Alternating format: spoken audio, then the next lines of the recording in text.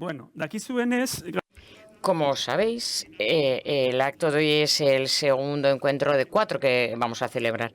Y en estos encuentros, Besaldi quiere crear su comunidad. Hoy vamos a estar aquí hasta las 12 del mediodía. Estamos experimentando también con los diferentes formatos. Formatos quizá que exigentes, quizá tanto con cuanto al número de personas que pueden acudir. Nuestro objetivo es que la foto inicial y la foto finish sean la misma. Y también queremos también trabajar con los formatos. Vamos a estar hasta las 12 del mediodía y vamos a intentar hablar. El primer encuentro y en función de la evaluación fue muy interesante, pero quizá nos pidieron que prolongáramos un poquito más la conversación, que fuera un poquito más extensa. Por tanto, hoy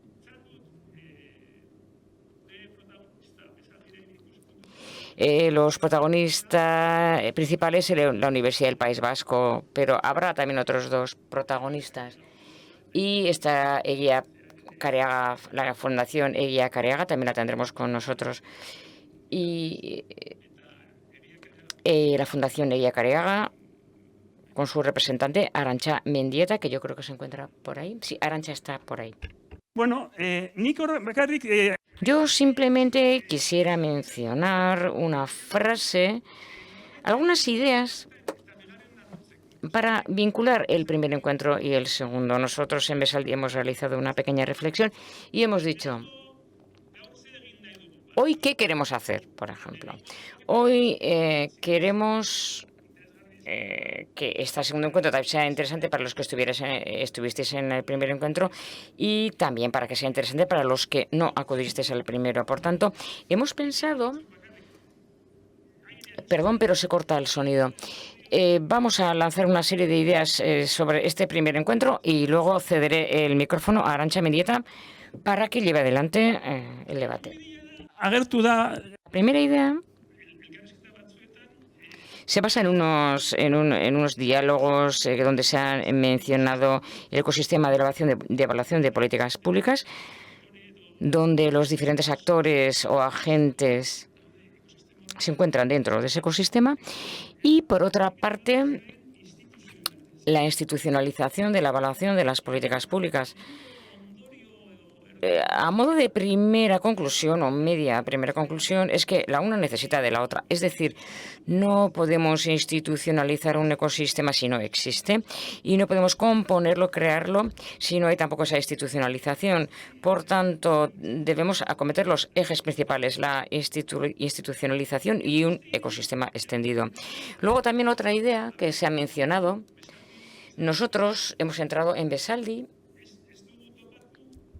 Y en ese momento no hemos encontrado un mercado maduro, podríamos decir, dentro del ámbito de la evaluación de las políticas públicas. Es decir, no hemos llegado y hemos dicho, ahí va, cuántas profesionales, empresas y ofertas existen. No. Lo primero que hemos pensado es que necesitamos una mayor oferta. Y eso nos ha llevado a contactar con la universidad. Porque no hemos acudido a la universidad porque hay profesionales formados allí, sino que hemos acudido a la universidad porque queremos convocar a más gente y atraer a más personas desde diferentes ámbitos. Y Marc Balaguer, el primer día, en el primer encuentro, se basó en una idea que a veces lo mencionó y lo dijo así. Es decir, la oferta y la demanda. Es decir, ella siempre ve el mundo de la evaluación en este sentido, entre la oferta y la demanda. Y ella dijo, eso es lo que hace falta. Un ecosistema no solamente la oferta y la demanda, pero la oferta y la demanda hay que trabajarla, hay que extenderla, hay que conseguirla. Hay que conseguir una oferta. Yo cuando escuchaba a Marc Balaguer decía, yo en Besaldi quiero sentir que alguien pide y necesita la evaluación y no lo siento en una medida tan grande. Y luego Eloisa del Pino comentó un lema concreto. ¿por qué no seguís las recomendaciones de la evaluación? Es decir, si existe una evaluación y si existen una serie de recomendaciones, los y las políticas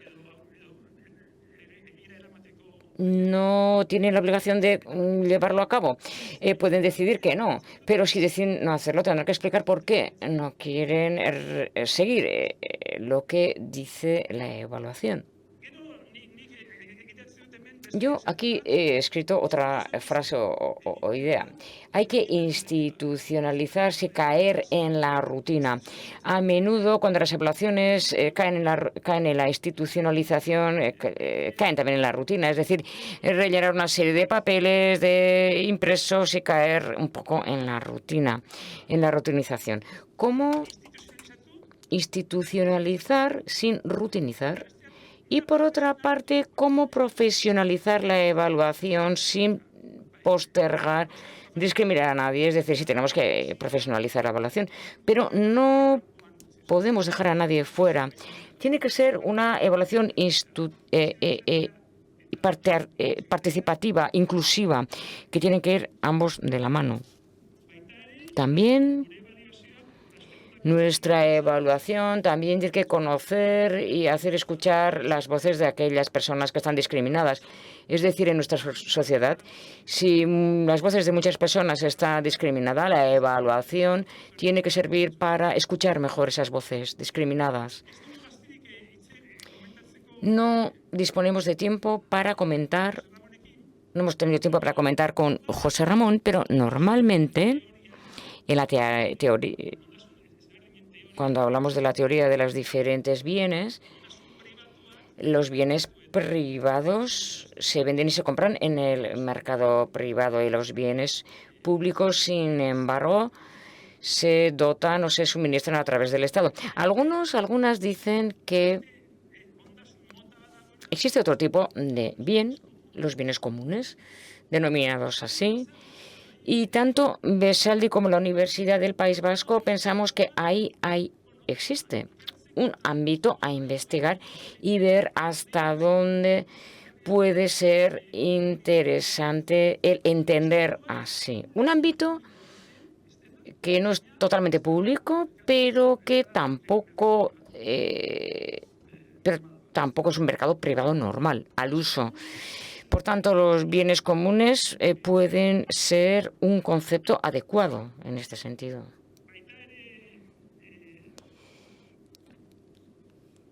Asimismo, en Besaldi, lo he mencionado anteriormente, queremos aunar diferentes lógicas. ¿Cuáles son estas? Por ejemplo, la lógica que nos mueve ahora es la lógica del diálogo, un diálogo inclusivo sobre el conocimiento. Ahora estamos hablando en este momento. Cualquier persona puede intervenir y queremos, de alguna manera, suscitar un diálogo. Otra lógica es la que hemos dicho, la lógica del mercado.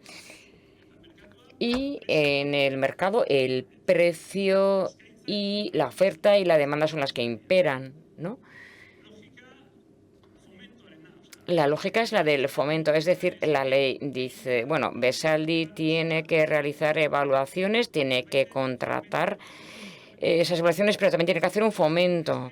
Es decir, tiene que fomentar lo que hace en los demás. Por ejemplo, nosotros comentamos en las unidades y áreas diferentes, cada año cambia nuestro esquema desde el punto de vista de los fondos y desde el punto de las funciones. Y nosotros queremos ser un órgano dinámico. También a menudo nos dicen ¿por qué solamente enfocáis el Besaldi a las políticas de empleo e inclusión? ¿Y qué ocurre con el resto de las políticas públicas del Gobierno vasco? Nosotros decimos que nuestro deber consiste en ser escalables a otros ámbitos, quizá en algún momento, y ser también conectables. Conectar, es decir, que lo que hagamos nosotros se pueda difundir a otros espacios más extensos. Y bueno, no sé si queréis añadir algo en este momento. El siguiente paso ya será darle paso a Arantxa Mendieta, junto con Igor Aedo y Maite, y conmigo, Por favor, si subís aquí al escenario, esta será la primera mesa redonda, el primer diálogo, pero mientras nos instalamos, si alguien quiere decir algo, ahora es el momento. Ederto. Bueno, nire aurkezpena ikusi. Bien, ya habéis escuchado mi presentación y ahora pasamos a otra presentación, que es la presentación de Arantxa Mendieta. Bueno, buenos días a todos y a todas. Muchas gracias a Besaldi y a Fernando por la invitación de hoy, porque para nosotras es un honor y un placer participar en este proceso de aprendizaje mutuo. Cuando Fernando me propuso lanzar unas palabras antes de comenzar con el diálogo, recordé que Teresa del Pino mencionó en septiembre un tema que para mí es muy adecuado y quizá es indispensable darlo a conocer aquí. Y es lo siguiente: ¿cuál ha sido el desarrollo de la evaluación de las políticas públicas, de dónde provenimos, dónde nos encontramos y a dónde queremos ir o a dónde queremos llegar? Porque nos parece muy importante para poder entenderlo. Tiene relación también con lo que el señor rector ha dicho previamente. Es decir, que no nos damos cuenta a menudo, pero la evaluación es algo que abarca toda nuestra vida y lo hace de una manera muy informal. Y a menudo lo entendemos así la evaluación. Y nos falta ahora quizá pasar desde lo individual a lo colectivo, de esa informalidad a la sistematización y a esa estandarización. Y yo por eso ahora, porque seguramente me es útil, pero aunque seguramente vosotros todo lo tengáis claro, quiero hablar desde la teoría de la academia cuál ha sido la evaluación, la historia de la evaluación de las políticas públicas. Y si hay consenso a nivel internacional, que ha habido 5 evaluaciones en la evaluación de las políticas públicas. Nos encontramos, por tanto, en la década 50-60 y tal como se ha indicado aquí, se hace una evaluación. Son importantes los ámbitos cualitativos. Es decir, la evaluadora es una persona neutra. Analiza, sin más, el objetivo cuantitativo y cualitativo de las políticas públicas, si se han conseguido o no. Ese es el origen de la evaluación. En segundo lugar, una segunda época donde se describe y empezamos a reparar en el contexto y en el proceso. Y ahí el evaluador se convierte en analista y comienza a analizar las evaluaciones, por qué funcionan unos programas y no funcionan otros programas. Ese sería un segundo paso. Y ahí se abre paso a un tercer paso. Además de la evaluación, medición, la descripción, cuando se quiere insertar un punto de valoración que tiene lugar entre las décadas 70-90. En el Estado español y en nuestra comunidad autónoma vasca, ahí comenzaría quizá a los inicios, porque hasta entonces no había habido gran evaluación. Pero antes, como ha comentado José Ra, las décadas del 90 y 2000 han sido donde se ha promovido. Y en esta tercera generación, en esta tercera época, la evaluación ya tiene un complemento muy importante y se le da importancia al enfoque, a recibir el enfoque de cada evaluador. Ahí se le da importancia a las técnicas cualitativas y cuantitativas. Y en la cuarta generación, que es participativa o constructivista, que es un tema que ya se ha mencionado anteriormente, se comienza un poco a tener en cuenta el entorno. Y sobre todo también se empieza a tener en cuenta a cuáles son las personas beneficiarias y cuál es la opinión de estas personas beneficiarias. Y la evaluación aquí es participativa y aquí ya el papel de la persona evaluadora da un paso más hacia adelante y su labor se entiende a menudo como el consenso y el diálogo, pero en todos los procesos de la evaluación, en el diseño, en el proceso mismo de evaluación y algo muy importante en la obtención de las conclusiones y la socialización de las mismas. Y hoy día, por lo visto, estamos en una quinta generación. Y lo que buscamos en esta evaluación es reparar en la gobernanza y en el aprendizaje, que es algo que estamos haciendo aquí. Y, por tanto, el núcleo de la evaluación hoy día es la transparencia y no solamente la participación de las personas beneficiarias, sino también la participación de la sociedad, entre otras cuestiones, por muchos motivos. Por una parte, como hemos visto anteriormente, porque existen personas que deberían ser beneficiarias y no lo son. Por eso hay que contemplar a la sociedad de manera más extensa. Luego también otro tema muy importante que lo justifica, que es la legitimización de las políticas públicas, que es algo que todos y todas sabemos qué discurso y qué problemas estamos viendo alrededor. Y parece también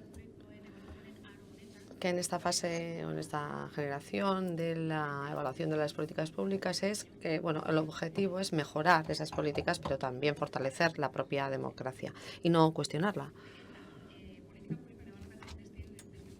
En el contexto de la evaluación de las políticas públicas estamos en esa quinta generación para la mejora de la gobernanza.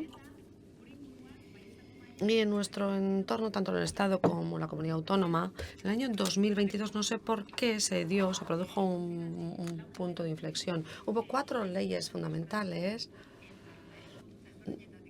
que procedían de áreas diferentes de la administración, pero pusieron algunas cuestiones comunes sobre la mesa. Esas leyes fueron la ley para la institucionalización de las políticas públicas en el Estado y en la comunidad autónoma, la del sector público, la ley del sector público, la ley vasca del sector público y en nuestro ámbito la ley de garantía de ingresos y también la de la ley vasca del empleo que influye a Besaldi. De cara a la evaluación de las políticas públicas, esas 4 leyes tienen unos elementos comunes que ha combinado Besaldi. Según estas leyes, la evaluación tiene que ser continuada, planificada e independiente. Y eso es muy importante. En torno a la pregunta que has planteado, según estas lenguas, además de hacer un seguimiento del nivel de cumplimiento, no se trata de quedarse ahí, ¿no?, de describir eso, sino que más allá, la evaluación tiene que fijarse en el impacto, a la eficiencia, a la eficacia y a la calidad. Además de la calidad, se tiene que fijar también al nivel de satisfacción de las personas beneficiarias. Esas leyes nos dicen también que para poder hacer una evaluación adecuada, los datos tienen que ser adecuados, buenos, de calidad y tienen que estar disponibles, porque si no, no es posible llevar a cabo esa evaluación.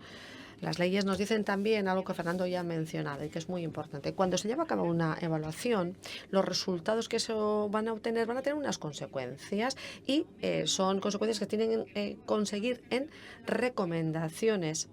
¿Por qué? Porque el objetivo es mejorar las políticas públicas. Por lo tanto, esas recomendaciones, irán destinadas a cada nivel de la administración. Cuando la administración recibe esa recomendación, pues tiene que cumplirla. Y si no lo hace, pues tendrá que explicar por qué no las va a cumplir y cuándo lo va a hacer.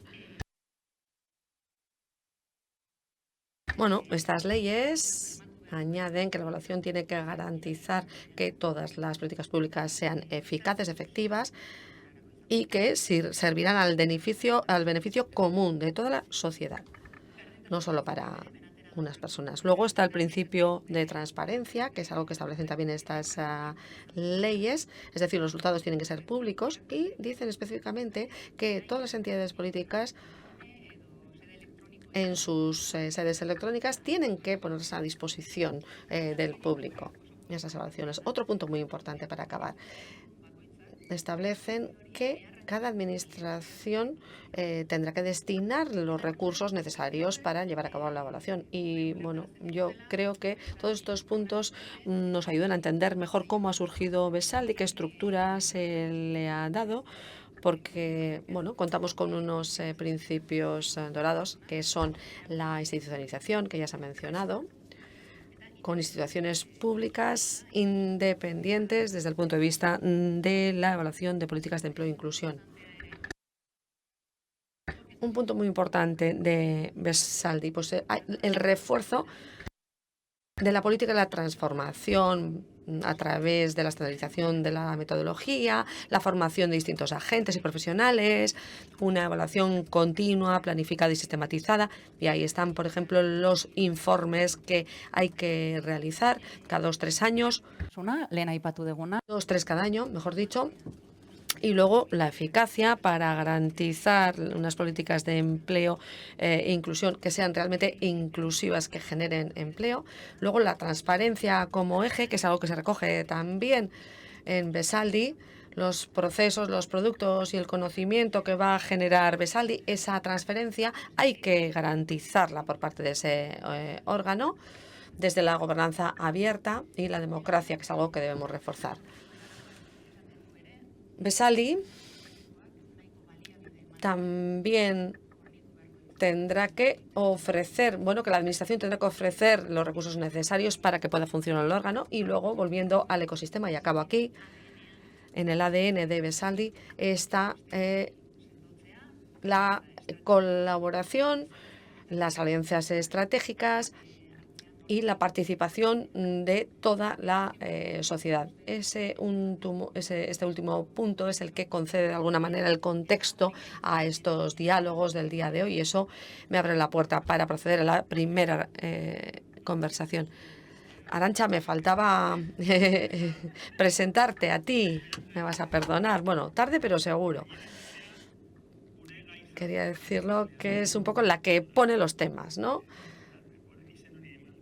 Ese es el nombre que le hemos dado en euskera, Gai Jartzaile, la persona que plantea los temas. Arantxa Mendieta es licenciada en documentación, es responsable de la gestión del conocimiento del Servicio de Información e Investigación Social SIS desde el año 1996, y en calidad de investigadora se ha especializado en la planificación y la evaluación de las políticas públicas, así como en las revisiones documentales orientadas a la toma de decisiones basadas en la evidencia. En este momento, tanto la Fundación Eguía Careaga como la Universidad del País Vasco son un poco nuestros colaboradores principales. Y como titular de este órgano, yo quisiera señalar que yo no he hecho muchas cosas, que es crear relaciones institucionales, y por eso le agradezco a Maite que ella se pusiera en contacto con nosotros y que nos dijera, sabemos lo que hay en el programa, pero hemos aprovechado al vuelo para que, gracias a Maite, vamos a darle las gracias a Maite por dejarse engañar de alguna manera. Vale. Arantxa, vale, pues te devuelvo la pelota y te voy a presentar yo también a ti, aunque todas y todos lo conocéis, pero él es licenciado en Psicología, doctor en Sociología. Trabajaste como viceconsejero de Asuntos Sociales del Gobierno vasco y, has publicado docenas de artículos en torno a la inclusión y la comunidad social. Eres voluntario, activista, trabajador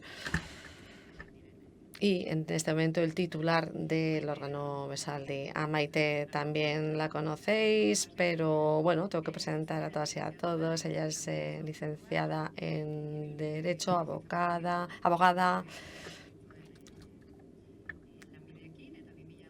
desde el año 2015, miembro de la Diputación Foral de Guipúzcoa en el Departamento de Políticas Sociales.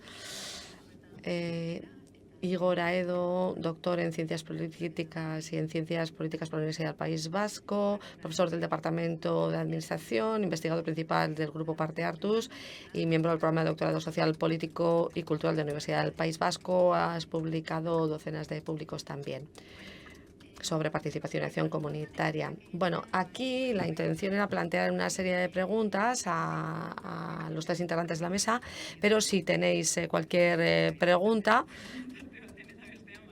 en cualquier momento podéis levantar la mano, no tenemos que esperar a que acabe la conversación para plantear las preguntas. Y también a las personas que estáis conectadas, han mirado arriba, no sé si por la nube o por qué, pero nos pueden mandar los mensajes a través del chat.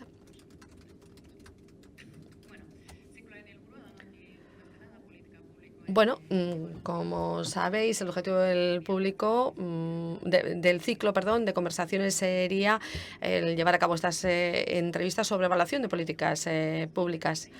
Igor, tú eres politólogo y por lo tanto la pregunta más obvia sería ¿qué es política y qué es pública? Porque es de lo que vamos a hablar, de políticas públicas.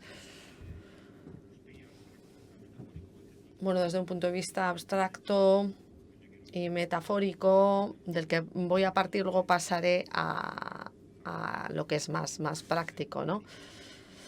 Y bueno, ubicaré mi respuesta en ese ámbito de la política pública. Aristóteles decía que las personas somos animales públicos, y yo digo que eso es cierto.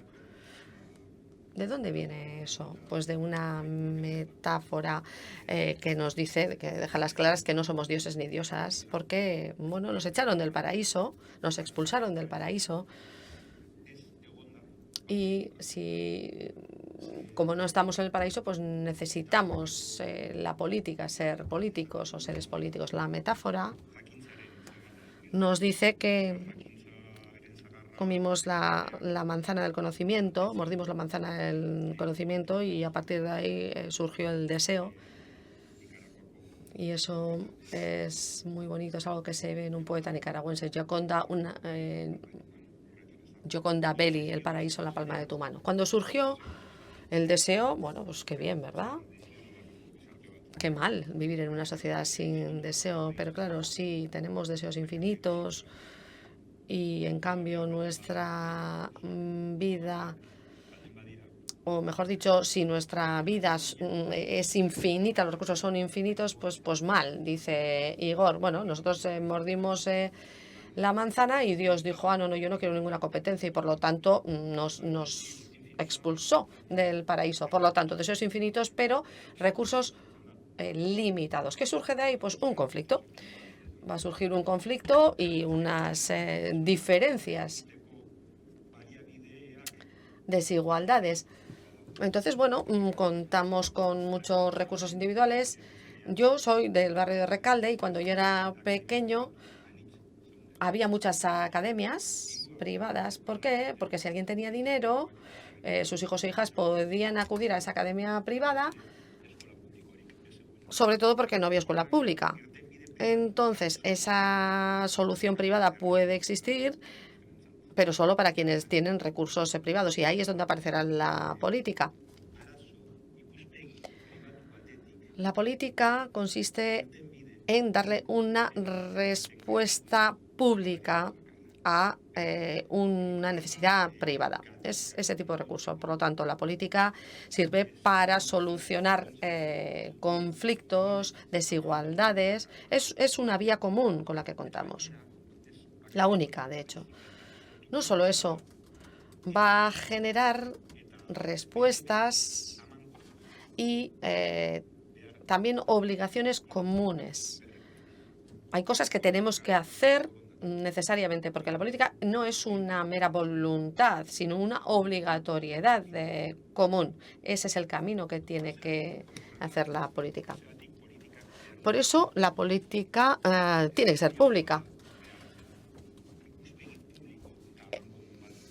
Porque es imposible obligar a hacer algo si no hay una visión común. ¿Qué es lo público? Aquello que nos une en un nosotros. Es una red, es una trama que nos une en un nosotros común. Una trama de lo común, es una red común. Por eso cuando hablamos de políticas públicas o de equipamientos públicos o de ámbitos públicos, lo público en ese caso no es un adjetivo, sino no es adjetivo, sino un sustantivo. Porque ese público tiene que generar un nosotros, nosotras. Y el objetivo de la política pública es pasar del yo al nosotros, nosotras. Es ese proceso, porque si hay un único nosotros, nosotras, no va a llevar a aceptar el planteamiento de la política o la necesidad de la política. Y esa red común, el proceso para crear esa red común, no consiste únicamente en pasar del yo al nosotras, nosotros, sino aceptar ese otros, otras, que también es legítimo. Lo voy a explicar en español, que lo decía Maturana. Otro. Besteak beste legítimo. Aceptar lo otro como lo otro legítimo. Entenderlo de esa manera. Ese otro debe ser lo que está en la sociedad, que muchas veces no se ve, está oculto. Y eso está vinculado directamente con el empleo y con la inclusión. Porque muchas veces la inclusión es aquello que hay que hacer cuando no se aprueba como legítimo a ese otro.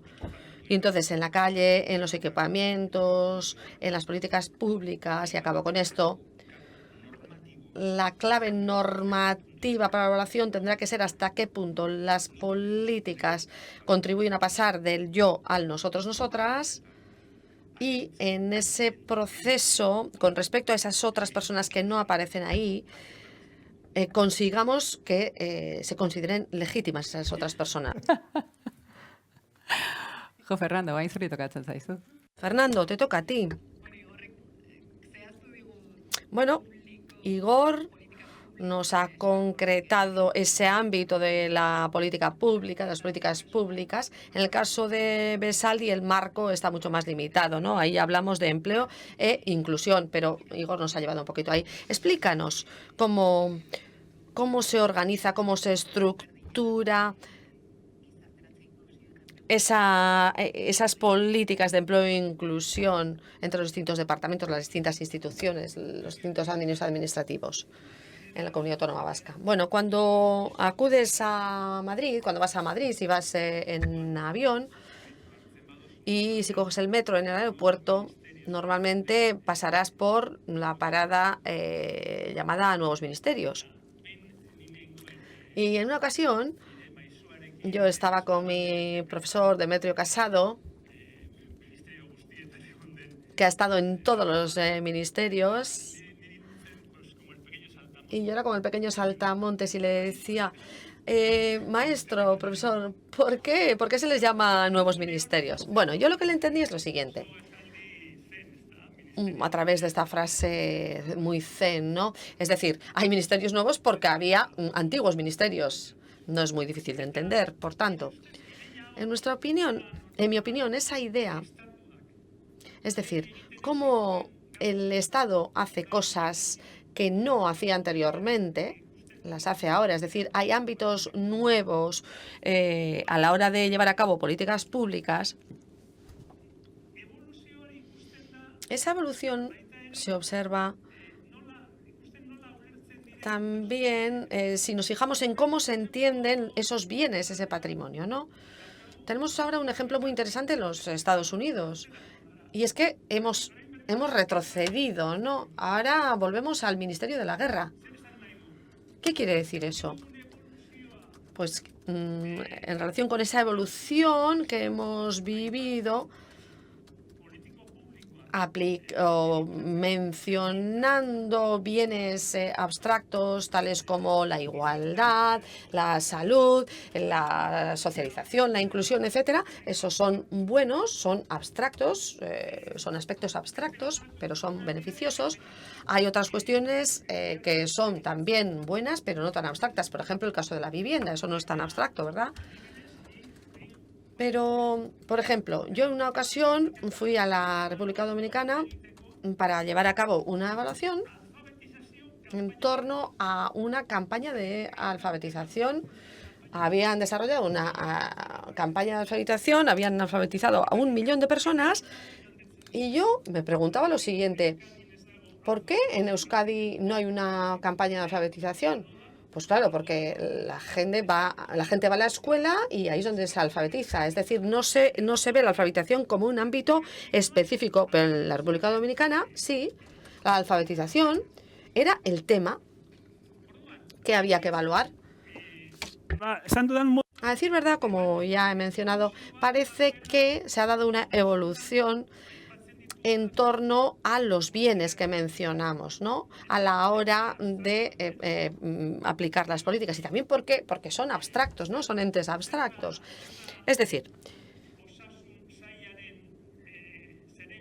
¿en qué consiste la tarea del Departamento de Salud, de Sanidad? Pues no es la enfermedad. Por ejemplo, nuestros servicios sociales. Ahí hemos observado una evolución. Seguramente en el departamento de Maite ahora figura en algún lado los cuidados, ¿no? El cuidado. Pero al principio se hablaba de dependencia. Ese era el concepto inicial. Yo lo recuerdo. Yo vine de Ecuador en el año 1996 y empecé a oír hablar de dependencia. Esto era nuevo para mí. No la realidad, pero sí la denominación, el nombre. Por lo tanto, esos elementos, aspectos negativos, es decir, la enfermedad y luego cosas más positivas, tales como la igualdad. ¿Qué es una política de igualdad? Pues como bien sabemos, es una política muy transversal que se trabaja en colaboración con otros departamentos. Bakarrik gauzatxo Mencionaré un par de cuestiones en torno al empleo y sobre la inclusión. Porque son políticas que nos toca hacer en Besaldio, que nos toca evaluar. Bueno, yo lo he comentado muchas veces con Alfonso, la paradoja del empleo. Hay una cuestión, hay algo que el Departamento de Empleo, el Servicio de Empleo, no puede hacer. Y es dar empleo, ofrecer empleo. Porque el empleo siempre será algo que llega de otros procesos. Un efecto de esos otros procesos, un efecto colateral prácticamente.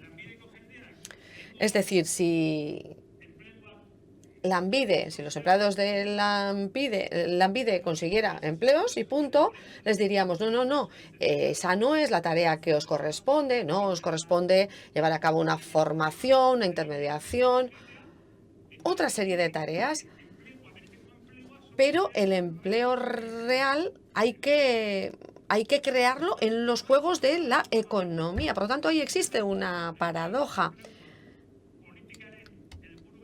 Porque hablamos del empleo como el objetivo de las políticas, pero no lo podemos conseguir directamente. En cuanto a la inclusión,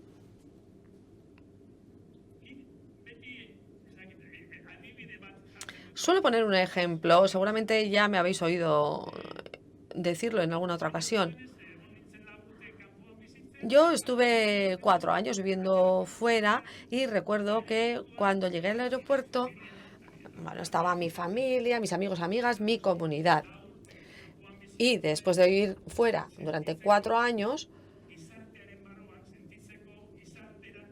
tenía que sentirme dentro de una sociedad, tenía que sentirme incluido y por eso era importante que estuvieran en el aeropuerto, ¿no? Aquellas personas que estaban en el aeropuerto eran muy importantes para mí. Pero luego, cuando llegué a casa, menos mal que antes de marcharme ya tenía una casa. Y bueno, parece imposible entender que hace 30 años se pudiera conseguir una casa, ¿no? Pues la generación de hoy no lo entiende, ¿no? Pero el caso es que yo tenía una casa, tenía una vivienda. ¿Pero qué hice yo cuando llegué a esa casa?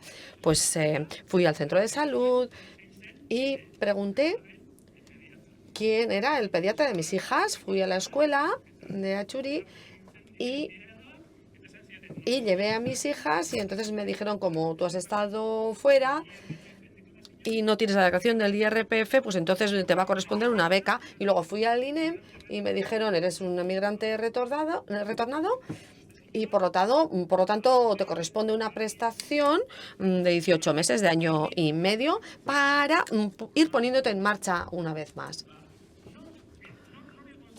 Entonces, ¿quién estuvo en mi proceso de inclusión. ¿Quién me ayudó en ese proceso? Pues yo siempre digo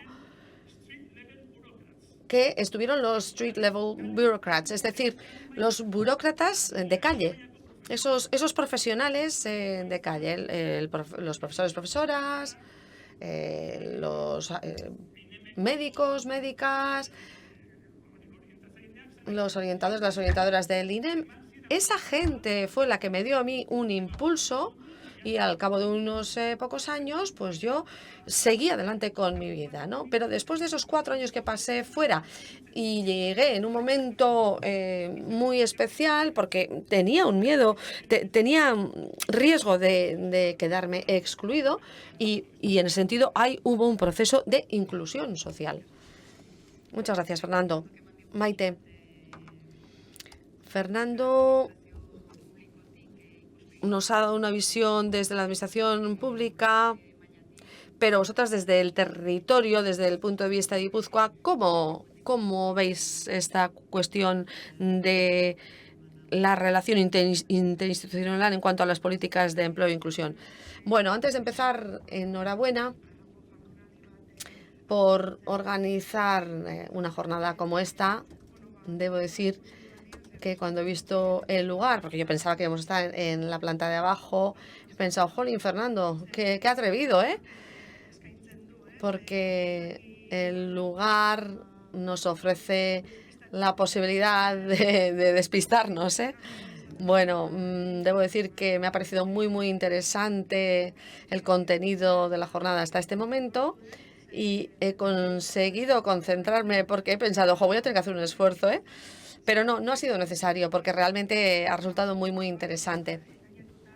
Sí, no he venido engañada, pero es verdad que no he podido prepararlo. No he preparado un discurso como tal, sino que bueno, traigo aquí una serie de impresiones que me gustaría compartir con vosotras y vosotros. Y es lo que voy a hacer. Me ha parecido muy interesante y me referiré a ello en mi intervención. El hecho de que no hablamos únicamente de políticas públicas en el sentido de lo que estamos haciendo, sino de cómo lo estamos haciendo, porque también eso tiene una gran importancia, porque tiene un efecto en los resultados. Hablamos de inclusión. Bueno, ¿cómo la hemos vivido nosotros? Pues en el año 2015 se puso en marcha un plan de inclusión, o lo estábamos poniendo en marcha en aquel momento, y había una serie de cuestiones que teníamos muy claros. ¿Sabéis cuáles eran nuestros targets, nuestros objetivos? Y es atender a las personas que están en situación de exclusión o de riesgo de exclusión. Por lo tanto, nuestra premisa era que el empleo podía ser una herramienta muy importante para conseguir esa inclusión, no la única, y eso es algo que hay que mencionar. Es decir, en aquel momento, en el año 2015, la situación era diferente, entonces no era la única herramienta, tampoco hoy, pero sí que era una herramienta importante. Había una segunda premisa, y es que nosotros no teníamos que hacer lo que has mencionado, es decir, crear empleo o llevar a cabo esa interconexión. No nos podíamos quedar simplemente en eso. Para nosotras era muy importante en ese proceso de conexión el ofrecer un acompañamiento, un apoyo, una ayuda. Eso era imprescindible. En tercer lugar, la tercera premisa, hay aquí personas que pueden hablar mejor de ese aspecto, compañeras que podrían hacerlo mucho mejor que yo, era muy importante cómo hacer las cosas. ¿Cómo hacerlo? Porque teníamos claro que únicamente con nuestros recursos o con nuestros medios no podíamos hacerlo, no podíamos conseguir ese tercer reto. Es decir, la totalidad del territorio tenía que compartir ese objetivo. Y en esa línea, en ese sentido, pusimos en marcha la estrategia Elkarrekin y lo llevamos al proyecto estratégico. ¿Qué conseguimos con esto? Que el Departamento de Promoción Económica entrara de lleno en esa tarea, compartiendo el objetivo, el proyecto y el trabajo, la tarea, desde aquel momento. Yo creo que lo conseguimos. Conseguimos, quizá, bueno, con un eco limitado, pero conseguimos que todo el territorio estuviera implicado. Hemos escuchado a José Ramón y está claro que las universidades también participaron en ese proyecto, compartieron ese proyecto, y eso es indispensable desde nuestro punto de vista. No ir solos, sino ir de la mano de todas y todos para poner en marcha esa tarea destinada a la inclusión, ese plan para la inclusión. Eskerrik asko, Maite. Gracias, Maite. ¿Alguna pregunta? ¿Alguien quiere preguntar algo? ¿O alguna idea que se os haya ocurrido, aunque no sea una pregunta? Bueno, pues como hemos dicho, después de hablar en torno a las políticas públicas, ahora vamos a introducir el tema de la evaluación que vamos a empezar a analizar. Yo creo que cuando hablamos de sobreevaluación en los foros, a menudo sale un debate fundamental, que es ¿qué es la evaluación? Eloísa del Pino mencionándola otra vez, el 8 de septiembre, en el diálogo que tuvo con Mar Balaguer, salió ese tema de la evaluación y ambas tenían una visión muy común. No os voy a hacer un spoiler, es decir, que el impacto no puede ser la única manera de medirlo. Y me gustaría saber vuestra opinión en torno a ello. Igor, voy a comenzar contigo otra vez. ¿Qué es para ti la evaluación? ¿Cuándo comienza? ¿Cuáles son sus limitaciones, sus objetivos? Y luego ya para poner la guinda del pastel, ¿cuál es el rol del papel en esta evaluación?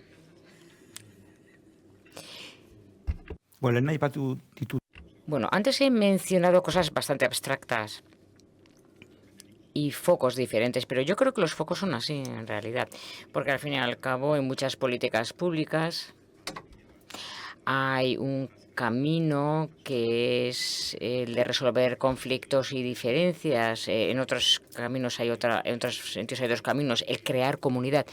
Pero a la hora de plantear las políticas públicas, ¿hasta qué punto podemos conseguir estar en ambos lugares? Sobre todo en este momento y en este contexto, cuando se pierde lo que es común, surge el populismo y el suelo de la democracia se rompe, se fractura. Por tanto, es cierto que el camino para la resolución de conflicto es muy potente, pero siempre tenemos que tener como norte que junto con ello también tenemos que conseguir lo común. Lo común no se crea con magia, las carreteras no se crean por medio de la magia. Las sociedades son las que consiguen las carreteras, pero la trama comunitaria no se hace con magia. Y hace falta estrategia, dinero y también políticas públicas. La evaluación. Bueno, yo diría que la evaluación no tiene que ser un momento. La evaluación tiene que ser un proceso. Pero si recuerdo cuando comencé yo a hacer actividades participativas de evaluación, yo diría que la evaluación tiene que ser un punto de partida. Yo recuerdo, y jamás se me olvidará, como que nuestro primer proceso participativo, cuando lo pusimos en marcha hace casi 25 años, diría yo, la primera pregunta era ¿por qué estamos aquí? Como grupo, ¿por qué estamos aquí? Y un compañero dijo, es legítimo estar aquí para conseguir dinero. Es legítimo estar aquí para, no sé, para obtener prestigio. Es legítimo estar aquí porque no tienes otra cosa que hacer. Pero pongamos sobre la mesa para que todo el mundo sepamos por qué estamos aquí. Y una y otra vez me viene a la mente un libro, El diablo en la ciudad, de Wick Wakand, un discípulo de Bourdieu, efectuado por él. Y él preguntaba, ¿qué es underclass? y que es, para saber lo que era underclass, se fue a un gimnasio. Estuvo durante 4 años haciendo boxeo y después de 4 años dijo, underclass es una palabra que no existe. No existe underclass. ¿Pero por qué está todo el mundo en Estados Unidos hablando sobre la underclass? Porque hay un interés muy potente para hablar sobre la underclass y para crear una imagen que se coloca o ubica en 2 lugares. En una mujer negra con muchos hijos que vive de la teta del Estado y también un hombre negro que se encuentra agazapado en un callejón que está preparado para atacarte. Es decir, esas 2 metáforas que no existen trajeron 2 políticas públicas muy potentes a consecuencia de ello. La política contraria a la política pública en la época de Reagan, tenemos que terminar con esa mujer negra política, y la política de seguridad y la policía inserta en la sociedad para finalizar o terminar con ese hombre de color. Por tanto, el punto de partida es ¿por qué estamos aquí? Luke Wakan dijo, eso es algo que también ha creado la academia. No creo que todo tenga que ser así, pero el punto de partida de la evaluación tiene que ser por qué evaluamos, para qué evaluamos, desde dónde partimos. Y partiendo de ahí existe un proceso, y ese proceso, ¿cómo se acomete? Pues yo siempre digo que la metáfora del fuelle del infierno, necesitamos aliento para poder salir de él. Por tanto, la investigación tiene que ser un proceso de apertura. ¿Qué proceso de apertura tiene que ser? ¿Con quién? ¿Junto con quién evaluar? Porque hay que evaluar junto con los agentes, por ejemplo, con Besaldi, con la universidad, con diferentes fundaciones, con agentes sociales. Y abrir también una visión disciplinar. Es decir, qué diferentes enfoques vamos a tener en cuenta, por ejemplo, el derecho, la estadística, la sociología, la visión feminista, la visión participativa. Y también una apertura metodológica, es decir, elementos cuantitativos, los datos fríos en sí mismos, los elementos cualitativos también, los discursos, las acciones participativas, la mirada feminista. Es decir, en ese proceso de apertura no es solamente eso, sino junto con quién vamos a hacerlo. Las ausencias, las afinidades, que están dentro de, por ejemplo, aquellos que quieren hacer políticas de empleo, pero que también entre aquellos que quieren hacer políticas de inclusión social. Pero también los discursos que están contra de ello, como Eloisa del Pino mencionó. Es decir, no para hacer políticas al gusto de ellos, sino para entender sus discursos y para dar la vuelta a esos discursos. Y luego los procesos de cierre también. Está la apertura y el cierre. Y en ese proceso de cierre son necesarios los equipos multidisciplinares, son necesarias las dinámicas de colaboración, también son necesarias las metodologías y también son necesarias los materiales, los documentos y también las evidencias y la metaanálisis de las evidencias que surgirán desde este proceso y ámbitos para ello. Y yo diría que en este sentido la universidad puede jugar un papel muy importante en esa dinámica para abrir muchos caminos en la universidad y también para que la universidad, junto con el resto de los agentes en ese proceso de cierre, pueda también hacer muchas cosas. Yo no creo que en ese proceso de cierre tenga que haber un único agente, sino quizá tiene que haber una guía política, donde también dentro de esa guía política, bajo ella, en ese proceso de apertura, también todo el resto de los agentes que se han unido.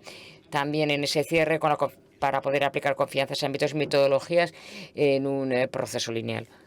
Eskerrik asko. Maite, orain... Bien, gracias. Maite, ahora, bueno, te toca a ti hablar sobre tu libro, porque en la Diputación Foral de Guipúzcoa, además de la evaluación, creo que también en torno a la calidad estáis trabajando mucho y tal como hemos podido comprobar en esa quinta generación o época que estamos viviendo, la evaluación también tiene que reparar en la calidad. Por favor, nos contarás, Maite, qué labor estáis haciendo en la Diputación. Como has mencionado anteriormente, la pregunta que les he hecho a Igor, ¿cuándo tenemos que comenzar? Pues antes de comenzar, diría yo. Antes de comenzar, tenemos que tener en cuenta que tenemos que hacer una evaluación que tenemos que trabajar también los indicadores antes de comenzar la misma evaluación. Y volviendo otra vez a mi objetivo, yo creo que aquí tenemos que difundir la cultura y al escucharte a ti, pensaba, o me ha venido a la cabeza que hace unos 20 y pico años, cuando era concejala de Servicios Sociales del Ayuntamiento de Rentería, estábamos en una reunión y como logro se mencionó en esa reunión que que durante 13 años de manera consecutiva se había ofrecido ayuda a una familia. Y claro, yo en ese momento algo hizo clic en mi cabeza y dije, a una familia durante 13 años se le ha ofrecido el mismo programa, la misma ayuda, y pregunté, ¿y el resultado? Bueno, pues está ahí, me dijeron. El niño o la niña sigue en casa. ¿Y qué hemos conseguido con ello? Para mí, aquello fue mi clarificador. Y no busqué la respuesta, porque pensaba que en aquella época yo me encontraba fuera de lugar, en ese contexto concreto. Luego, si contemplamos cómo está extendido, difundido, que si invertimos cada vez más dinero en servicios sociales, está extendida esa idea. Y sí y no, diría yo, porque la mitad del presupuesto se gestiona desde nuestro ámbito de los servicios sociales. Y eso es bueno, sí y no. ¿Qué impacto conseguimos con los servicios y los programas que ponemos en marcha? Porque tal y como decía Igor, los recursos son limitados. Y eso es algo a tener en cuenta. Por eso digo que antes de comenzar a hacer una evaluación, antes de iniciarla, tenemos que incidir en lo que acabo de comentar. En la legislatura anterior, dentro del programa de Etorkizuna Eraikiz, se puso en marcha un think tank y, bueno, continuamos trabajando en el mismo think tank, pero con un diferente nombre. Y en ese think tank se puso en marcha,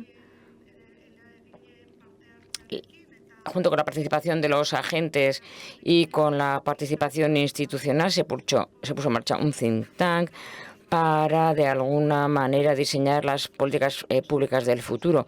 Y en aquel momento se explicó de manera muy clara que la evaluación era fundamental, porque es muy habitual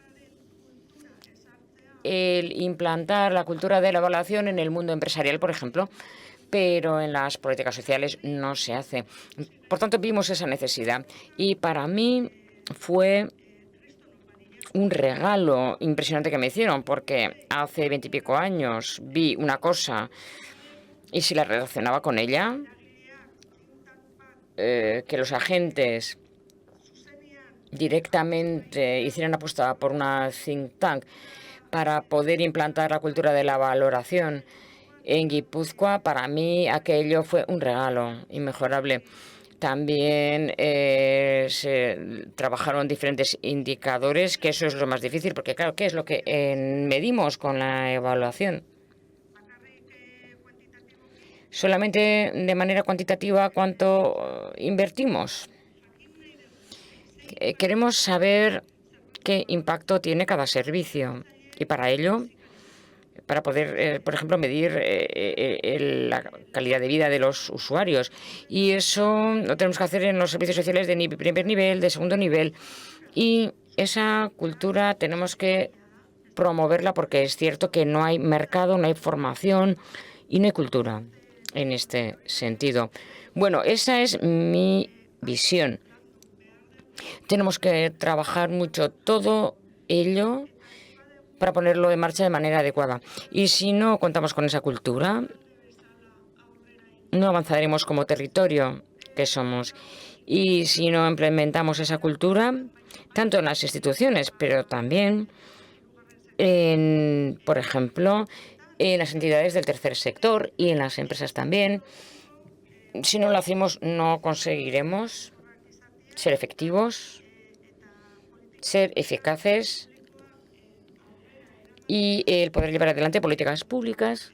Pero a ver, me sale la palabra con fundamento, pero bueno, esa no es la palabra que quería decir, sino que basarnos en algo concreto, porque la siguiente pregunta es esta: ¿con qué objetivo? ¿Para qué?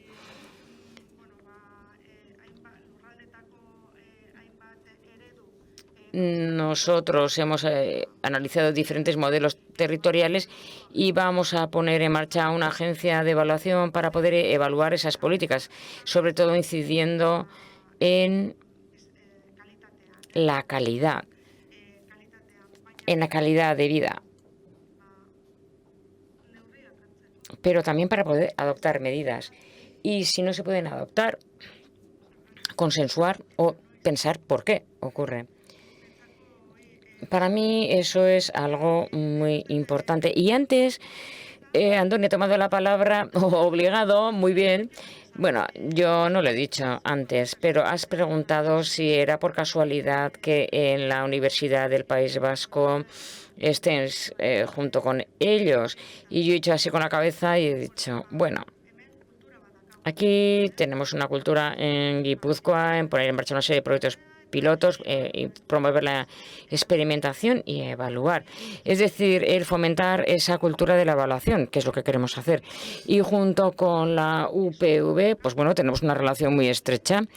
Con nosotros trabajan en muchos proyectos piloto y evalúan muchos proyectos piloto. Y por eso digo que no es casualidad.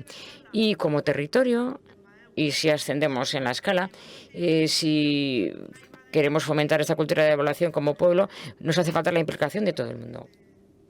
No sé si me he explicado. Sí, bueno, ese ejemplo que has puesto, el de los indicadores y su implantación de cara a la calidad, es indispensable, porque si no, la persona evaluadora no tendrá de dónde tirar, será muy difícil para ella. Y al hilo de ello, Fernando, bueno, si medimos, bueno, si dejamos un poco mi turno, porque yo he hablado mucho.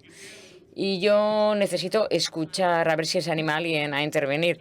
Si alguien tiene alguna pregunta y quiere intervenir, porque si no, yo le voy a lanzar a alguien.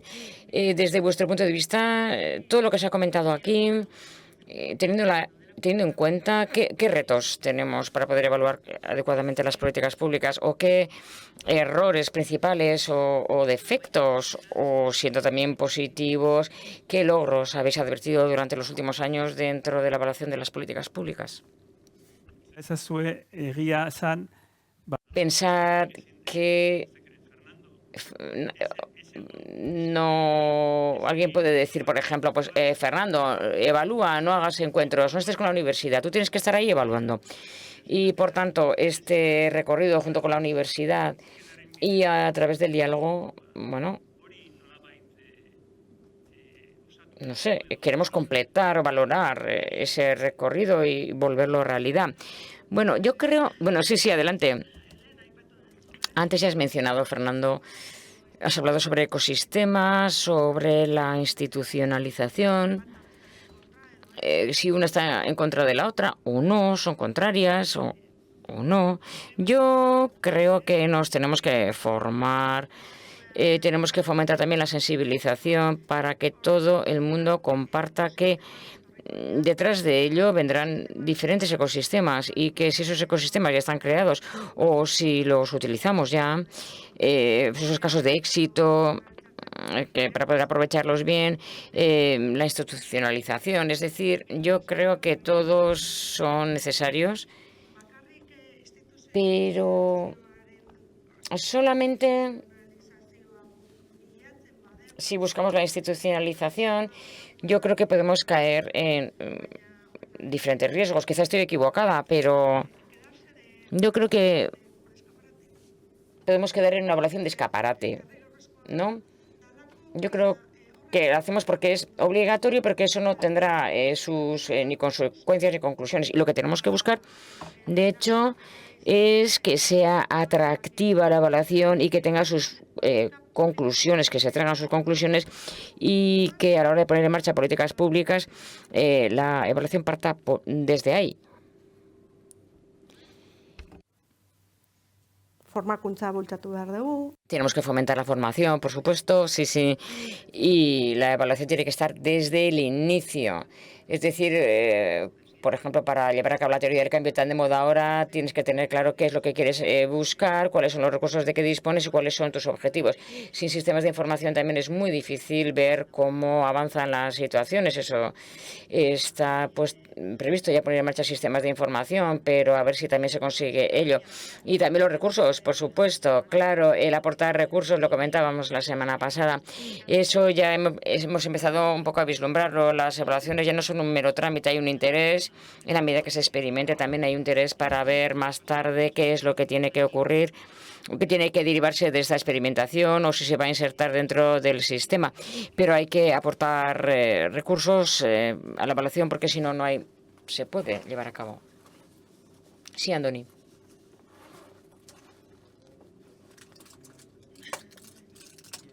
Bueno, para mí, la evaluación... Estamos hablando de cómo se puede imaginar, es decir, puede parecer como un cuerpo humano que está funcionando, pero también con unos retos. Voy a intentar explicarme. Un cuerpo, al fin y al cabo, la función que tiene el corazón es distribuir la sangre a lo largo del cuerpo a través de la diástole y la sístole. Y con esa apertura, ese cierre, esa metáfora, con el abrir y el cerrar dentro de esa lógica. Y el cuerpo constantemente va evaluando a través del sistema de que dispone. Si ve que tiene una herida en el pie, por ejemplo, lo que hace es bombear más sangre a ese punto y lo que hace de alguna manera es implantar una mejora. Por tanto, el cuerpo ya tiene cuenta con un metabolismo concreto que está evolucionando constantemente para poder mejorar. El sistema público, sin embargo, cuenta con un funcionamiento fragmentado. ¿Y eso qué origina? Pues no tiene esa lógica diástole-sístole implantado de manera unificada. No sé si me seguís. Por tanto, el reto principal, animado un poco por lo que ha lanzado Fernando, esa reflexión que ha hecho, que no se trata simplemente de tener ejemplos de política activos y tener una RG y evaluarlos y luego los servicios sociales. Y ahí me viene a la mente también ese trabajo que estamos haciendo, lo que ha comentado Maite en Guipúzcoa. Yo creo que ahí hay que hacer una unificación o hace falta un criterio unificador, porque si no, ¿qué podría suceder? Que podemos caer en esa evaluación de escaparate que se ha mencionado. ¿Y por qué? Porque en la medida que somos proveedores o entidad de tercer sector que dota a la sociedad de medios, establecemos una evaluación que si es de una manera en un lugar y otra en otro lugar, y habéis mencionado que esa cultura de la evaluación que no está muy extendida en nuestra sociedad, pues sería muy difícil también lograr una profesionalización o también promover la formación si cada institución pública o si cada sistema público nos solicita que cumplamos el objetivo de una manera diferente. Por tanto, yo ya lanzo desde el punto de vista de entidades del tercer sector cómo hay unos indicadores que hay que unificar. Es importante hacerlo porque si no será muy difícil que el sistema público o las políticas públicas funcionen a modo de un cuerpo humano intentando mejorar constantemente.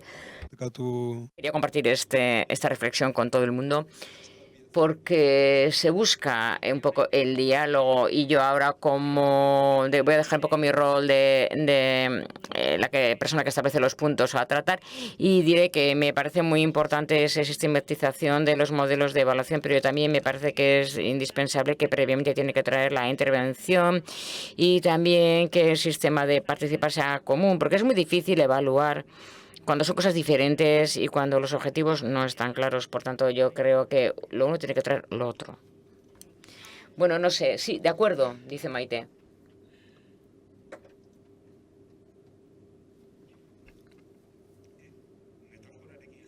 Siguiendo con la metáfora, en ocasiones, es una metáfora de Fernando.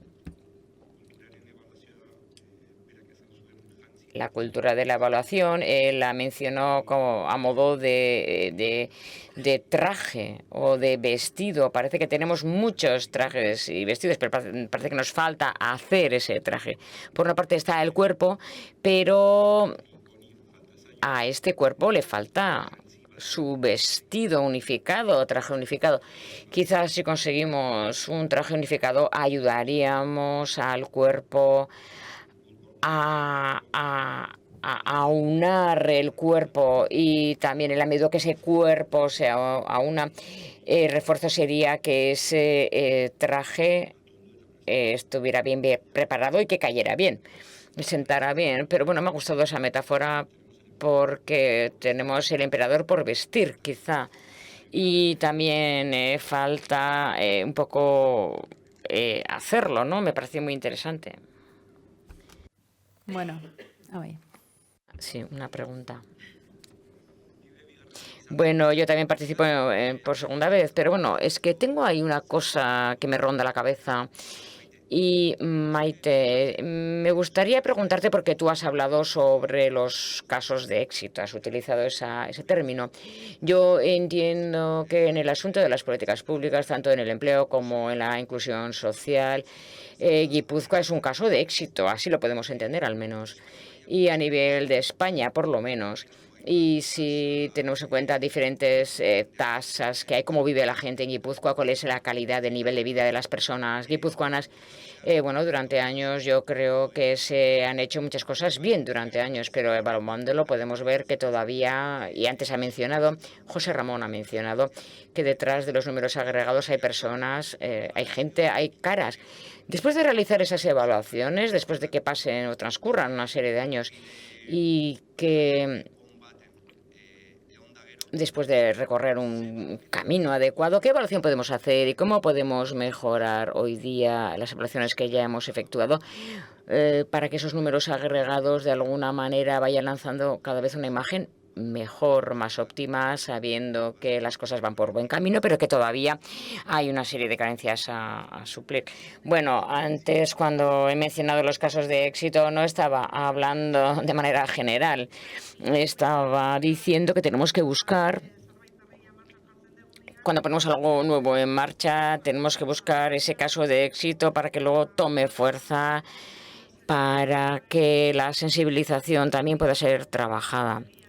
Yo creo que nuestros datos, nuestras cifras son mejores que las de otros lugares, pero no nos conformamos y tenemos mucho trabajo por realizar. El problema reside en lo que tú acabas de mencionar, que no tenemos una evaluación global. Tenemos muchas cifras diseminadas. Cada conjunto de cifras miden, por ejemplo, en un momento concreto lo que se seleccionó, si salió bien o mal, pero no tenemos una lectura general, no tenemos un sistema tampoco para hacerlo, ni tampoco datos concretos al respecto.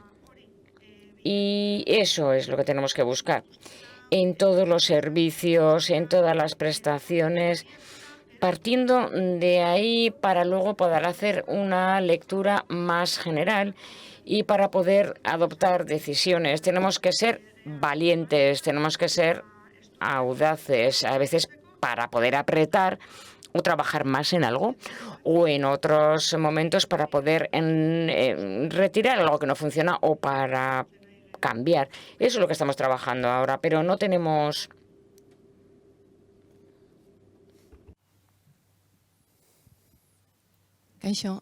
Hola. Muchas gracias por estas jornadas, me están resultando muy interesantes. A mí también, bueno, me ronda algo en la cabeza. Me está rondando durante toda la mañana. Y antes Fernando mencionaba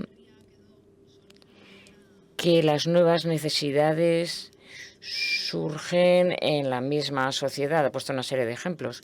Y desde las políticas públicas y las políticas sociales hay que dar respuesta a esas necesidades. Por tanto, se generan esas necesidades, nuevas situaciones que antes no existían, por una parte. Por otra parte, estamos centrándonos mucho en la sistematización, en los indicadores, en tener claro previamente cómo vamos a evaluar todo ello.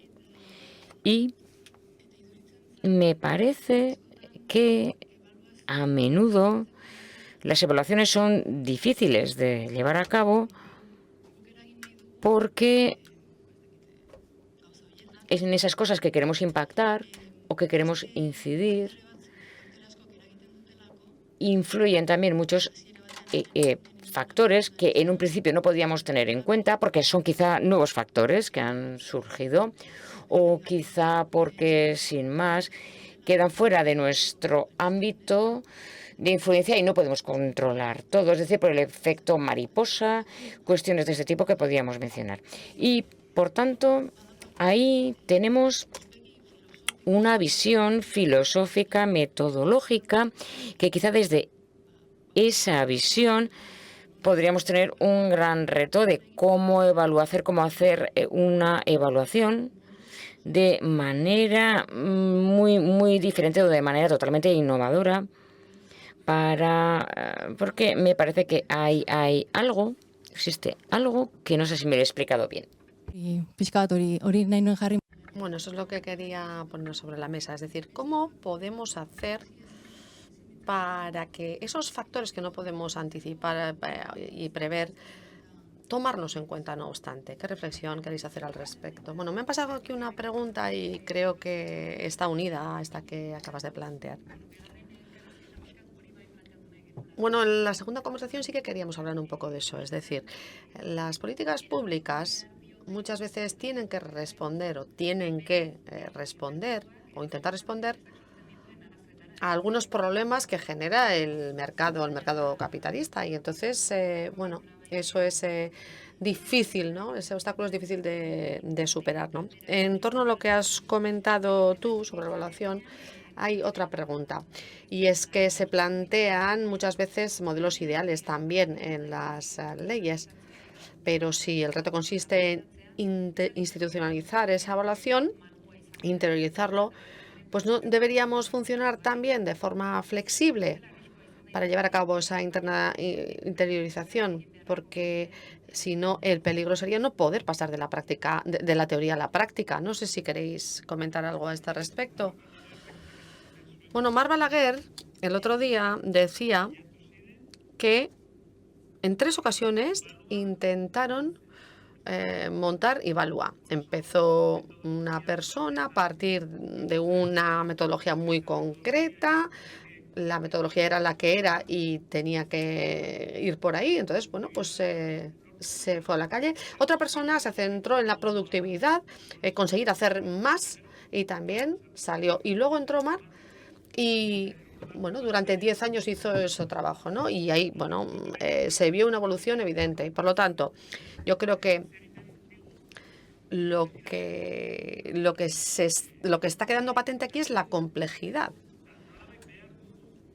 Por decirlo de alguna manera, necesitamos un marco, pero creo que debe haber una comunidad activa observando ese marco, también dentro de las instituciones, y la academia tiene que estar ahí también. Es decir, tiene que haber unos actores que sean garantes de que ese marco no se va a convertir en una forma de repetir siempre lo mismo o de una herramienta para hacer daño al final a las personas, algo así. Yo creo que lo más difícil ya lo hemos hecho, es decir, hemos decidido que lo vamos a hacer. En nuestro caso, el crear una agencia es algo que exige trabajo, requiere trabajo, pero no tiene otro misterio. ¿Qué sucede? Que hay una serie de dificultades en el sentido de cómo hacer después esa evaluación, porque el universo es muy amplio. Empezaremos, por ejemplo, a analizar una serie de servicios que ya ofrecemos, en Zorroaga, por ejemplo, pero para mí la evaluación continua es indispensable porque tenemos que estar abiertos. Las propias evaluaciones tienen que estar abiertas para ir incluyendo cuestiones que quizá no has tenido en cuenta desde el principio, una serie de elementos que no has visto, porque si no, claro, queda obsoleta antes de empezar. Eso por un lado. Y luego está la cuestión de la autoevaluación. Porque si difundimos esa cultura de la autoevaluación, pero una autoevaluación real que se haga de forma sistemática y organizada, eso nos va a aportar muchas pistas. Y yo creo que eso es algo que debemos tener muy presente, es decir, esa mirada abierta, esa voluntad abierta, para que cualquier otro elemento que pueda llegar se pueda introducir también. Algunos de esos elementos los incorporaremos, otros los rechazaremos. Pero el que haya una profesionalización, un grupo independiente, entre ellos la universidad, el que esos grupos, ese grupo independiente esté ahí proporcionando esa visión general es importante. Y luego ya iremos haciendo, ya iremos incorporando esas otras cuestiones que no habíamos anticipado. Hay que probar, hay que ir haciendo cosas, ya iremos cambiando aquellas cosas en las que no hayamos acertado desde el principio. Eso va a pasar seguro, pero también iremos a una situación mejor que la que tenemos en este momento. Totalmente de acuerdo con lo que han mencionado tanto Maite como Fernando. Yo creo que la institucionalización, la estandarización, no tenemos que entender como algo que vamos a definir desde el principio y que no vamos a cambiar. No, es todo lo contrario, porque si desde el principio tomamos en cuenta la evaluación y queda institucionalizada, pues entonces iremos cambiando los métodos, los indicadores, iremos cambiando en la medida en que se vaya moviendo. Pero desde el principio hay que tener claro cuáles son los objetivos, por ejemplo, de esta política u otra política y qué vamos a anticipar como algo evaluable desde el principio. Quizá me estoy extendiendo, perdonad, pero desde mi experiencia puedo decir que en ese think tank, en ese grupo al que he hecho alusión anteriormente, de forma natural y espontánea surgieron dos grupos. Uno de ellos en torno a la personalización y el otro en torno a la evaluación, para trabajar precisamente en los indicadores. Ambos grupos tenían un reto muy difícil, pero ahí está la clave, es decir, cuáles son los indicadores que necesitamos. Porque el decir, ¿tú quieres evaluar? Sí, ¿eres partidaria de la evaluación, de la personalización? Sí, claro que sí, pero luego hay que bajar a la realidad. Es decir, ¿qué es la personalización? ¿Qué indicadores vamos a utilizar para medir si se está dando esa personalización o no? Pero bueno, eso es lo que hay que hacer. Bueno, yo quisiera mencionar algo. El hecho de que tiene que haber un horizonte político claro. En el mundo de la participación hay que saber hacia dónde vas y no ponerte a hacer autostop, sin más. No, tenemos que saber a dónde vamos, tenemos que saber cuál es el horizonte político, claro, para qué queremos esa evaluación y qué efecto, qué consecuencias va a tener eso en la sociedad, en los compromisos. Y luego hace falta también la flexibilidad. Hace falta lo micro, lo macro, lo concreto, lo abstracto, cuestiones puntuales, cuestiones estructurales. Partiendo de todo eso, yo creo que debe existir también una hoja de ruta y dentro de ella un gran elemento de flexibilidad. En esa hoja de ruta, las instituciones y los agentes tendrán que estar alineados, eso será mejor. Eso no se va a conseguir de un día para otro, claro que no. Y para eso deberá haber motores para la institucionalización. Y yo creo que aquí contamos afortunadamente con Besaldi, en el cual el papel de Fernando es poner en marcha ese motor. Y no lo vamos a hacer de un día para otro, pero la flexibilidad por sí no vale, porque tiene ni tampoco un único horizonte político. No, un proceso en el que intervengan los dos.